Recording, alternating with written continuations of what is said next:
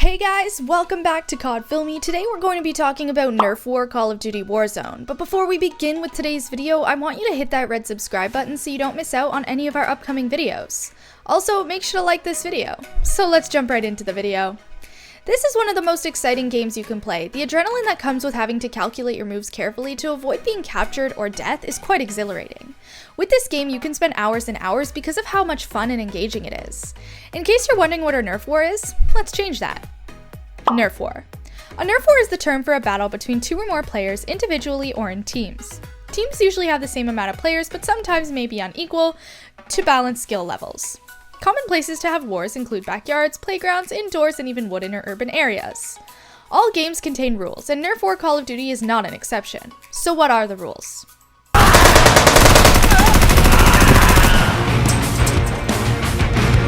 Nerf War rules. Usually there's basic rules. One common one is that players can use any type of Nerf blasters, but there are restrictions. Typically only blasters are allowed, but some groups allow melee weapons from the N4 series. Punching and kicking is not allowed, and Nerf blasters and other items can be hidden by a non-player before the game starts. Players also get to decide how many hits a player can take before being declared out. Usually, one time is enough to take a player out, but rules for players that are tagged out often depend on the number of lives. One life means they're out until the next game, and in team games, tagged players usually either return to base to respawn, or must lie on the ground until a teammate revives them by tapping them with their hand.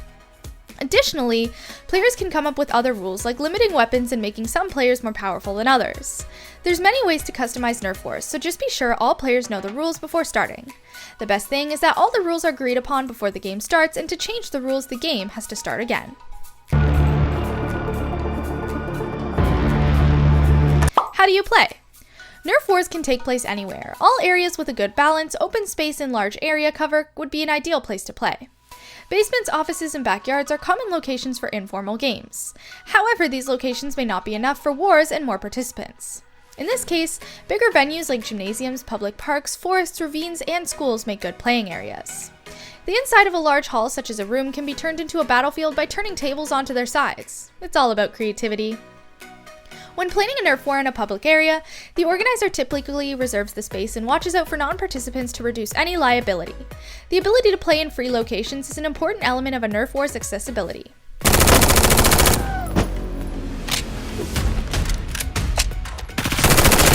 So how do you win?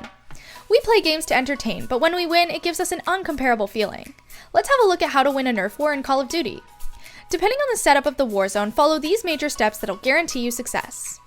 Choose weapons based on location of the war zone. If you're going to have a war in an outer field, use a weapon with a wide range, but if you're going to have a war indoors, a weapon with normal range will be okay.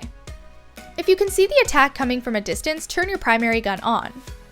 If you get a surprise attack and the enemy has the advantage, collect everything you can, especially your primary weapon, and try to flee the scene. In case you were in a team and were guarding a particular base, inform your team through the walkie-talkie once you establish a new base. There's a reason why you chose your primary base in the first place. It probably had some perks that your new base doesn't, so you need to strategize and claim it back. Request for backup at this point because your enemy will be prepared. When you sight an enemy, trap them or kill them, don't spare them. They will not spare you. If you can see the attack from a distance, be ready to dodge. Do everything to protect yourself. Ensure you're fully loaded to return the favor as a form of protection. Dodge bullets by zigzagging across the battlefield until you're out of range and sight of guns. If you're a sniper, you need to find a good sniping position on high ground, prime your gun, scan the area, and finally, lie in ambush for an enemy to come by. You must always move silently at a steady pace. You must be careful not to leave obvious footprints and drop items that'll lead your enemies right to where you are. Preserve your shots for the real thing. Make sure all your shots count and have a secondary weapon always ready just in case the main one develops glitches. Use code language to communicate to your teammates. Before each battle, have a couple of code words that'll be used to send signals to each other. There's so many tips, but these are the main ones that'll increase your chances of success. If there's one important one that we have not included, let us know in the comments down below.